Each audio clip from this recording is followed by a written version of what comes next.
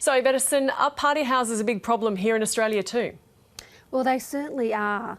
Now, I'm not here to ban parties, but I am concerned when a party house, a notorious party house that causes noise, disruption constantly to neighbours, and there's nothing that there is for them to do. Is the problem mainly renters undermining the terms or landlords advertising their houses as party houses?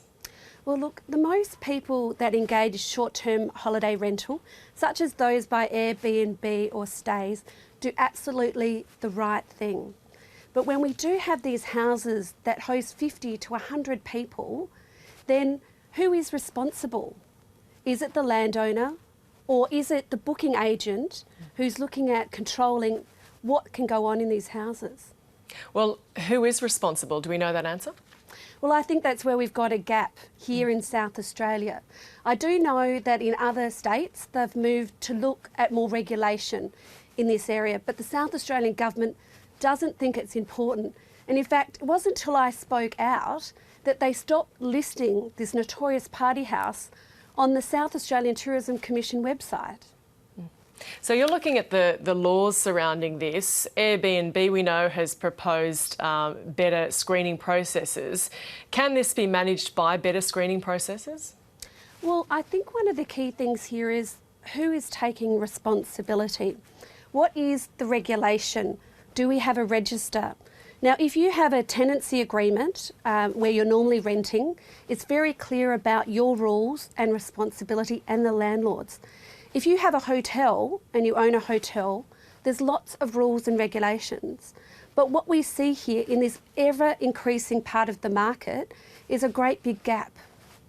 And is that the main gap there that you're identifying in terms of who's responsible in laws around short-term rentals, or are there other gaps there as well? Well, I think it comes down to other things. It's the code of conduct.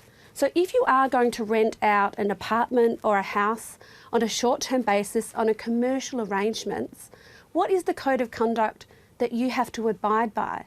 And the other thing I'm concerned about is if you are the neighbours of that person, what can you do under the law to make sure that your complaints are heard and understood?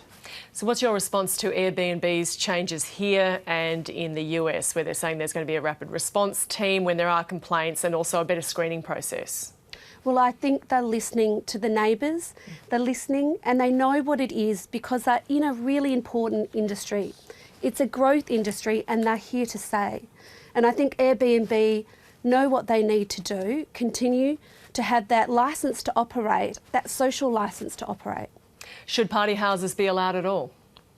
Well, I think that everyone has a party from time to time, but they don't disrupt the street. They don't have people vomiting and swearing in the hallways and on the street, and they don't have nudity in full view of the neighbours. That's the party houses we need to crack down on. What about weddings? Are they considered a party and one that would be approved of? Well, I think Airbnb, stays, groups like that need to have a look at the maximum amount of guests that you could have at, say, a house. And I would also say that they need a time that they can finish that party as well.